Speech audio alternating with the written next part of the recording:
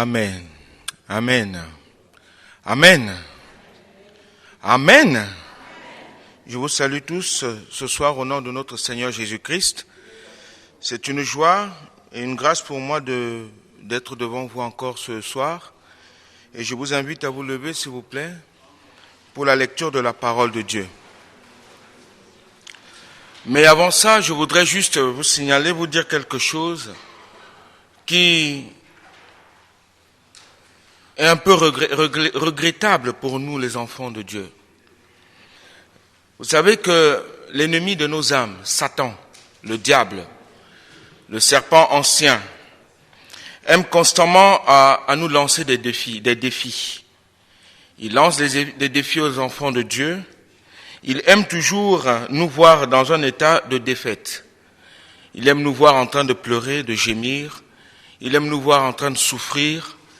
Il aime nous voir en train de se lamenter et que l'on s'apitoie sur notre propre sort afin de murmurer contre Dieu. Il aime ça. Il n'aime pas voir les enfants de Dieu dans la victoire. Il n'aime pas voir les enfants de Dieu dans la joie, dans la paix. Et il fait tout pour nous casser afin que nous ne puissions pas entrer dans les bénédictions que Dieu nous a accordées, que nous avons en lui. Mais le texte que nous allons lire ce soir va nous permettre de vaincre les défis que nous lance le diable, notre ennemi, l'ennemi de nos âmes. Et je voudrais juste vous dire qu'un homme l'a compris. Et ensemble, ce soir, nous allons comprendre comment a-t-il compris cela. Et nous allons ouvrir la parole de Dieu dans 1 Samuel, au chapitre 17.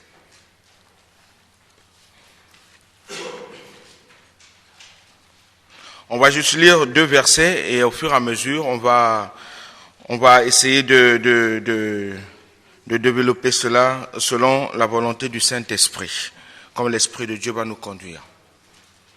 1 Samuel, c'est dans l'Ancien Testament, pour ceux qui ne savent pas.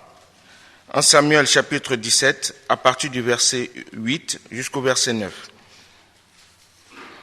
Voici ce qui est écrit dans la parole de Dieu.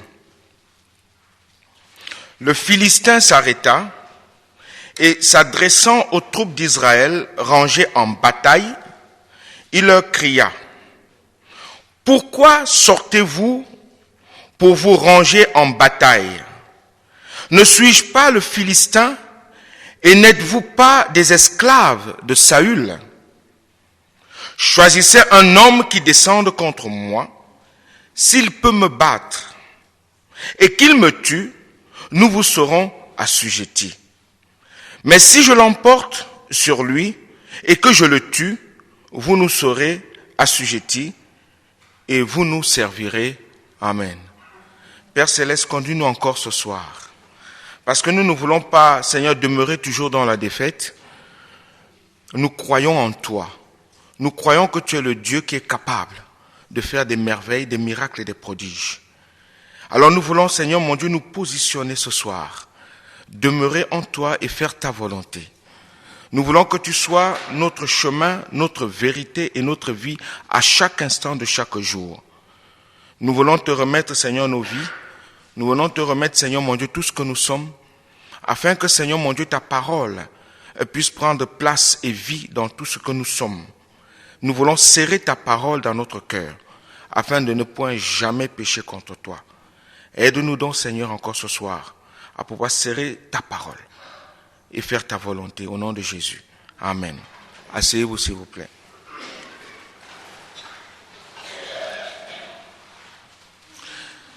Cette histoire de 2 armées qui se rencontrent, l'armée d'Israël et l'armée des Philistins, commence ainsi au chapitre 17. Les Philistins, au premier verset, les Philistins réunirent leurs armées. Pas une seule armée, mais leurs armées. Donc, il y avait plusieurs armées qui contrôlaient les Philistins. Pour faire la guerre, et ils se rassemblèrent à Soko, qui appartient à qui ? À Juda. ils se rassemblèrent à Soko qui appartient à Juda. Donc ils sont allés même jusque dans le camp d'Israël pour dire, voilà, nous venons nous réunir dans votre propre camp pour vous combattre. Et l'ennemi fait ça à chaque fois. Il vient jusque dans notre camp pour nous combattre et nous faiblissons à cause de ce qu'il nous fait entendre, à cause de ce que nous voulons qu'il nous dise et accepter. Et quand nous acceptons cela, nous dormons spirituellement. Nous dormons physiquement comme l'armée d'Israël ici face à ces Philistins. Goliath se lève, un homme 6 coudées, 3 mètres de taille à peu près, parce qu'une coudée ça fait ça, 50 cm à peu près. Imaginez, 6 coudées ça fait à peu près 3 mètres et plus. Et il se lève, il lance un défi à l'armée de l'Éternel des armées. Il lance un défi, il dit, choisissez un homme qui descende contre moi. S'il peut se battre contre moi et qu'il me tue, nous serons vos esclaves. Il lance un défi.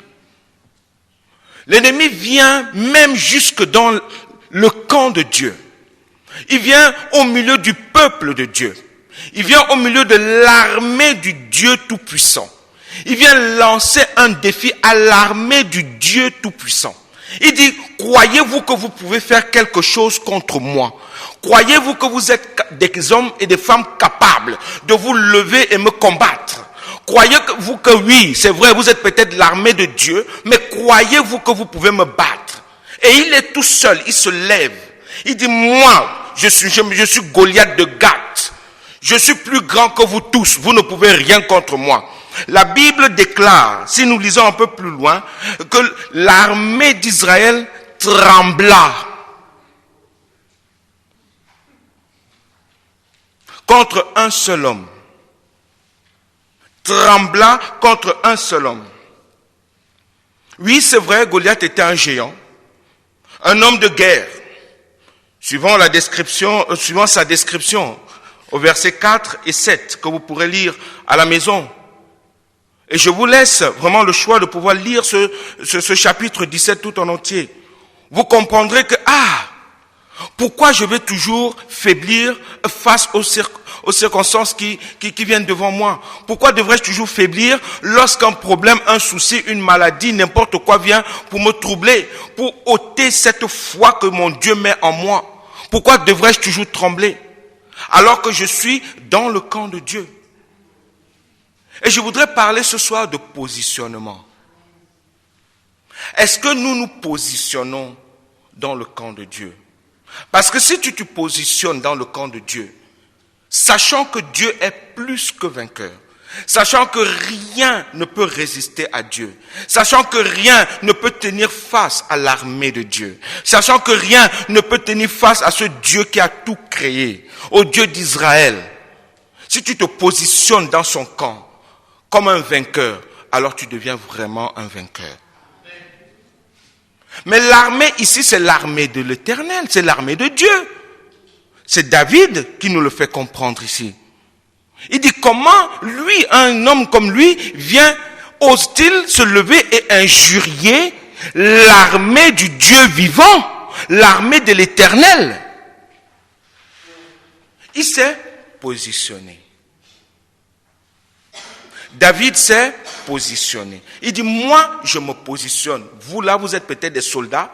Vous allez à la guerre, vous faites ceci, vous savez porter des armures qui pèsent, qui sont lourdes, vous savez utiliser l'épée. Mais moi, je ne connais pas ces choses-là. Moi, je connais une seule chose. C'est que je fais partie de l'Éternel Dieu des armées. Et que quand lui, il se lève, quelle que soit la situation, quel que soit le problème, je suis plus que vainqueur. Alléluia. Alléluia. Des fois, nous sommes exactement comme cette armée. Cette armée connaissait le Dieu Tout-Puissant. Le Dieu d'Abraham, de leurs ancêtres. Ils connaissaient ce Dieu tout-puissant qui a toujours été avec eux, qui les a toujours délivrés, libérés, sauvés, guéris, managés. Ils le connaissaient très bien. Mais il y a un souci ici. Comment se fait-il que face à l'ennemi qui vient, ils ont peur? C'est un problème, c'est bizarre. Et pourtant, ils savent que Dieu les a toujours conduits dans la victoire. Mais à cause d'un homme, à cause d'un géant, à cause d'un souci, fini. Il n'y a plus de courage, il n'y a plus de foi, il y a autre chose qui naît. Et nous allons essayer d'en parler ce soir aussi. Je peux juste poser cette question ce soir. Quel géant s'est placé au devant de ta vie? Quel géant s'est placé au devant de ta vie? Tu es au bout de tes forces en devenant esclave de ton propre problème. Un géant, ça peut être la débauche. On voit des personnes qui évoquent le Seigneur Jésus. Seigneur, tu es mon Dieu, tu es mon Seigneur, tu es mon roi et tout, mais qui vivent encore dans la débauche. On peut aussi dire que le géant, ça peut être l'idolâtrie. On peut idoler les hommes. On peut idoler l'argent. On peut idoler des tas et des tas de choses. Le géant, ça peut être aussi la magie. Ça peut être aussi la jalousie. La jalousie. Et la jalousie, quand elle est dans le cœur d'un homme, ça peut pousser jusqu'au meurtre. Parce que ça crée des haines. Et quand tu as la haine dans ton cœur, c'est terrible. Ça crée du mépris. Et quand tu as du mépris dans ton cœur, c'est terrible. Le géant, ça peut causer des rivalités. Je suis plus grand qu'eux. Je suis meilleur qu'eux. Et ça peut être un géant et qui te gêne et qui t'empêche d'entrer dans ta victoire. Le géant, ça peut être l'envie. Il y a plus tellement d'enfants de Dieu qui ont énormément d'envie en eux. Ils ont envie de ceci, envie de cela. Ils veulent tout de suite, tout pour eux. Il y a l'ivrognerie. Moi, je connais encore, je tais des noms, des personnes qui vont dans les églises et qui prennent encore des cuites, si on veut rester un peu dans le plus que correct. Et qui se saoulent. La pauvreté. Toutefois, si Dieu t'y mène, tu acceptes. La richesse aussi peut aussi être un géant. La pauvreté aussi. Parce que des fois, quand vous voyez une personne pauvre, des fois elle murmure. Parce qu'il y a des tas de choses qui se passent dans sa tête. Un riche aussi. Parce qu'il faut aussi mépriser le pauvre. Et c'est pas bon. Ça peut être un géant.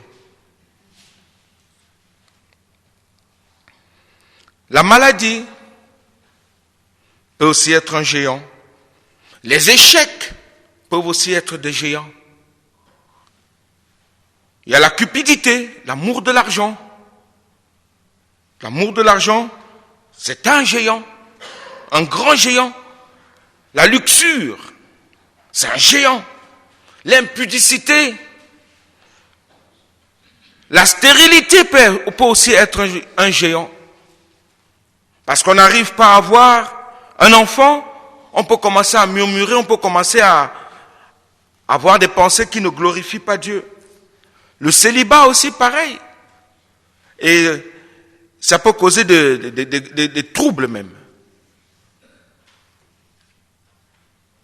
La sécheresse peut aussi être un grand géant, etc. J'en passe d'autres que j'ai notés.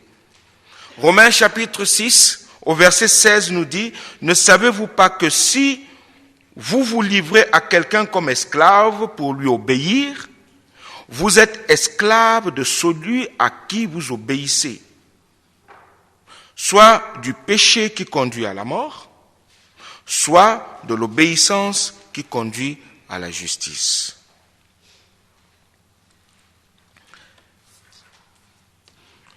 L'armée d'Israël pensait réellement être positionnée, mais ils étaient positionnés du côté de la défaite.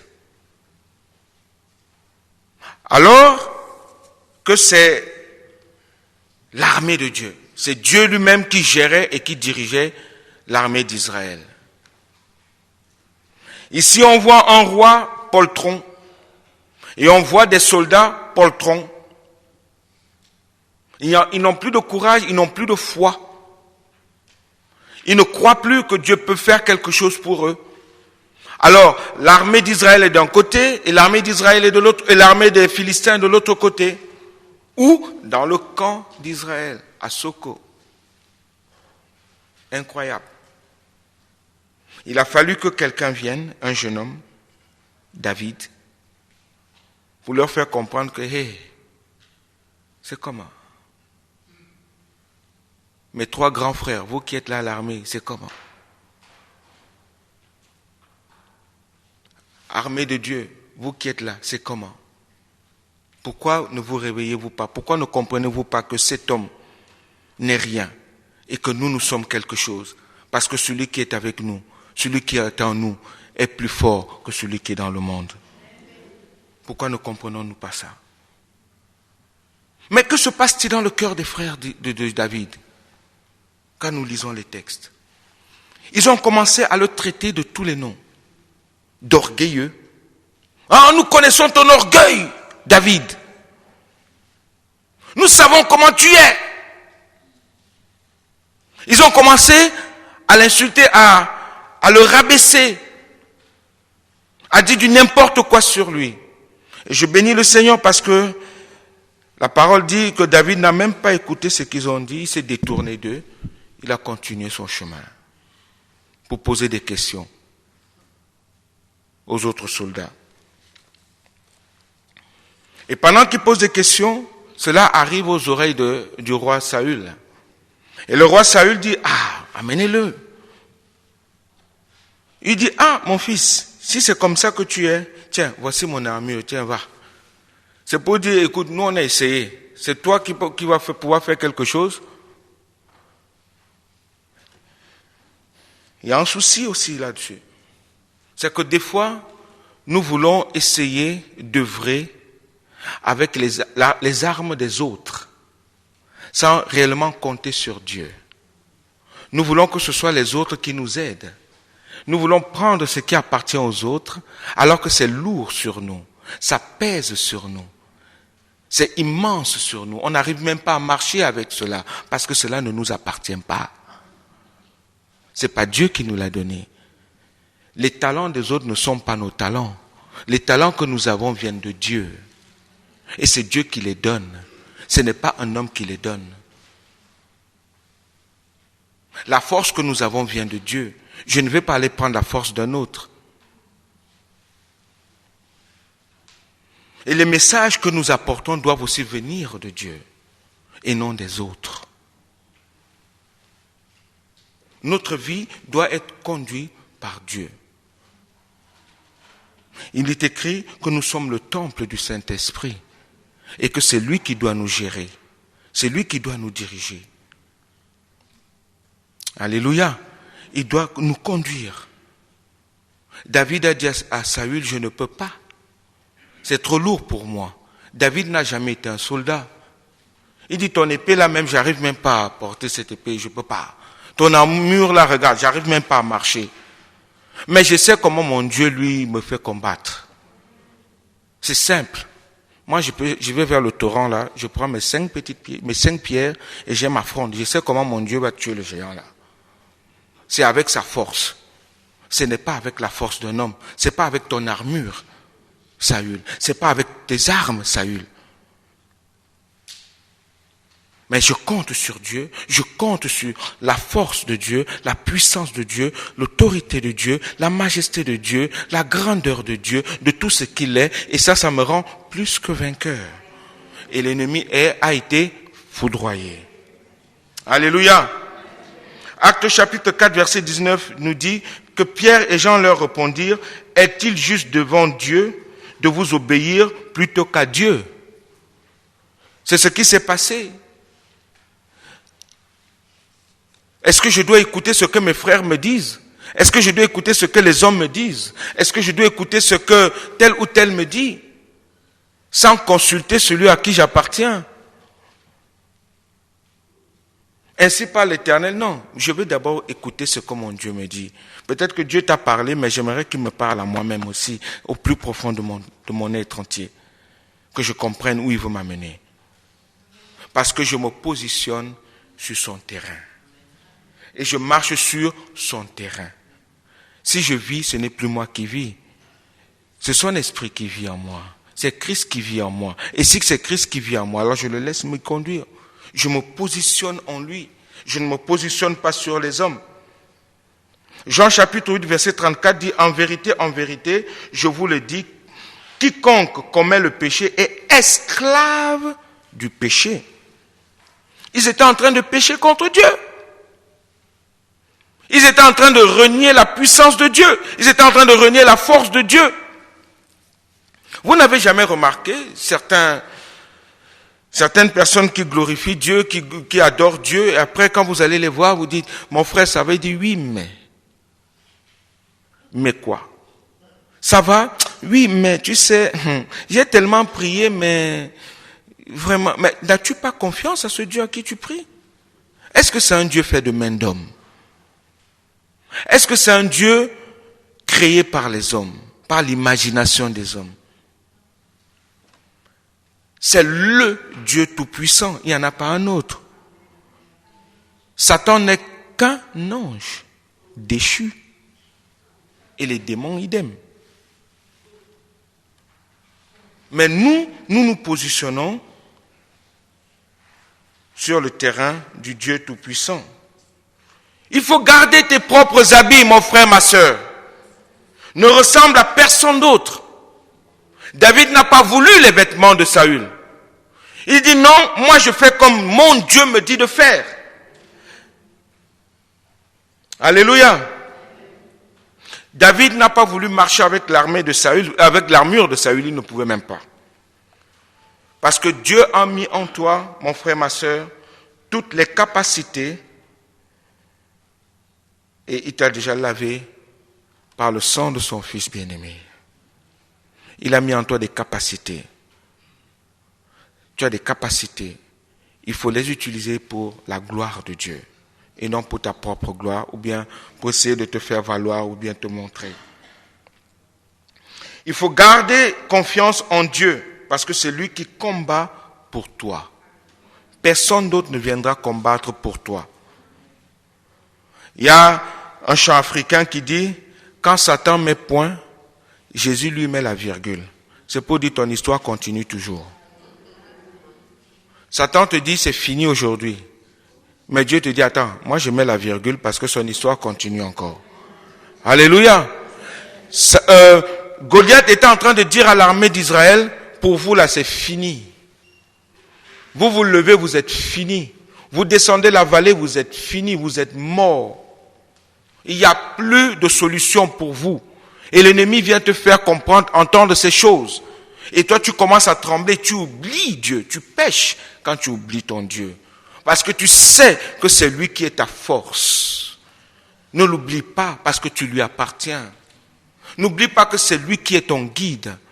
Oui, tu lui dis, Seigneur, tu es mon chemin. Oui, alors laisse-le t'amener sur son chemin. Seigneur, tu es ma vérité. Alors prends sa vérité et serre-la dans ton cœur afin de ne point pécher contre lui. Alléluia. Oui, Seigneur, tu es ma vie. Alors laisse-le t'amener. L'ennemi te dit, toi tu es mort. Tu dis non. Mon Dieu a mis la virgule. Je vis. C'est tout, c'est simple. Alléluia. Oui, marchons au nom de Jésus. Marchons au nom de Jésus-Christ. Vivons au nom de Jésus-Christ. L'ennemi, certes, il va venir te faire entendre des choses. Mais une chose qui est certaine, c'est que si Dieu est pour toi, qui pourra être contre toi? Alléluia. Pourquoi tremblons-nous donc? Pourquoi nous positionnons-nous toujours comme des défaitistes? Pourquoi tremblons-nous toujours si nous savons que le Dieu de victoire habite en nous? David, si nous écoutons ces paroles, il dit à Saül au verset 32 de notre chapitre 17, il dit que personne ne se décourage à cause de ce Philistin. Ton serviteur ira se battre avec lui. Saül dit à David, tu ne peux pas aller te battre avec ce Philistin car tu es un enfant. Il veut mettre le découragement dans le cœur de David. Et il est un homme de guerre. Oui, mon frère, tu pries. Tu ne sais pas que Satan l'est fort? Fort, oui, mais mon Dieu est plus que vainqueur. Les démons sont forts, oui, mais mon Dieu est plus que vainqueur. Il est tout puissant. Pourquoi avoir peur? Si Dieu est pour moi, si je me positionne sur son terrain et que je sais qui il est et que je sais ce que je suis en lui, par lui et pour lui seul, pourquoi craindrais-je? Qu'advienne que pourra, il est avec moi. Alléluia. Et David dit au verset 34, David dit à Saül, ton serviteur faisait paître les brebis de son père. Et quand le lion ou un ours venait en enlever une du troupeau, je courais après lui, je le frappais et j'arrachais la brebis de sa gueule. S'il se dressait contre moi, je le saisissais par la gorge, je le frappais et je le tuais. C'est ainsi que ton serviteur a terrassé le lion et l'ours, et il en sera du Philistin. Oh là là, il s'est positionné tout de suite, parce qu'il sait que c'est son Dieu, le Dieu tout-puissant, qui a permis que le lion meure, qui a permis que l'ours meure. Il dit le Philistin là aussi, il en sera ainsi, parce que celui qui... Positionnons-nous sur le terrain de Dieu. Quand l'adversaire vient, il faut qu'il voie qui est avec nous, qui est en nous à chaque instant de chaque jour. Et au verset 37, David dit encore, l'Éternel qui m'a délivré de la griffe du lion et de la patte de l'ours, me délivrera aussi de la main de ce Philistin. Alléluia. Est-ce que tu le proclames tous les jours dans ta vie? Seigneur, le problème là, je sais que tu m'as toujours délivré. Je sais que même si, Seigneur, un genou, deux genoux, même si je suis par terre, tu viens toujours me relever. Ce problème-là ne m'intéressera jamais. Je sais que si, Seigneur, tu es pour moi, je ne vois pas qui d'autre pourra être contre moi. Alors, Seigneur, je me lève et j'avance. Alléluia. Alors, où en es-tu dans ta foi? Où en es-tu avec ta foi? Est-elle encore une foi vivante et vraie? Cette foi qui fait des merveilles. Cette foi qui déplace les montagnes. J'ai voulu vous donner un témoignage de ma propre vie, mais prochainement, Dieu voulant. Vous comprendrez comment Dieu sait déplacer les montagnes. Quand tu arrives dans un endroit, on ne te connaît pas. Tu arrives peut-être dernier dans cet endroit. 4 mois plus tard, tu te retrouves en haut. Tu te dis, mais Seigneur, qu'est-ce qui se passe? Et tous ceux qui sont là depuis 15-20 ans, c'est toi qui les commandes. Tu te dis, Seigneur, il y a quelque chose. Il y a quelque chose. Se positionner. Il faut se positionner dans le camp de Dieu, le camp de la victoire. Le Dieu de victoire habite en nous. Et on le chante, mais est-ce que nous le vivons? Où est ta foi? Cette foi qui est une ferme assurance de ce que tu espères, une démonstration de ce que tu ne vois pas. C'est ce que David est en train de montrer à toute l'armée d'Israël, y compris Saül. Il est venu réveiller leur foi. Il dit, c'est quoi ça? Vous êtes réellement le peuple de Dieu? C'est le moment, allez, levons-nous. Allons-y et combattons-le. Et si vous avez même peur, moi je vais d'abord, avant vous. Parce que le Dieu là que moi je sers m'a déjà démontré plusieurs fois qu'il est avec moi. Et ce Philistin va découvrir la puissance de mon Dieu. Et j'y vais en premier. Il a fait quoi? Il a terrassé le géant. Et vous savez les phrases qu'il a prononcées face au géant? Tu viens devant moi avec quoi? La lance et le javelot. Mais moi je viens devant toi au nom de l'Éternel des armées. Celui qui commande toutes les armées du monde. Et parce que je viens en son nom, tu es fini. Toi, tu as voulu dire que l'armée de Dieu est finie? Non, c'est toi qui es fini. Et les oiseaux du ciel te mangeront. Quel est donc ton problème? Quel est donc ton souci? Alléluia. Je vais m'arrêter là parce que on pourra aller tellement. Je peux juste vous dire, il faut se positionner et vivre constamment dans la sanctification, sans laquelle personne ne verra Dieu. Marcher dans la sanctification. C'est vrai, on peut prier, crier ce qu'on veut, mais marcher dans la sanctification. Renoncer à soi-même et marcher selon la volonté de Dieu. Et je vous dis la vérité, sans mauvaise pensée, sans mauvaise parole, sans un mauvais cœur, sans jalousie, sans haine, sans murmure, en fait, nous connaissons toutes ces choses. Mais que l'amour de Dieu, oh alléluia, demeure constamment dans nos vies. Et là, nous serons réellement plus que vainqueurs. Amen. Prions le Seigneur, s'il vous plaît.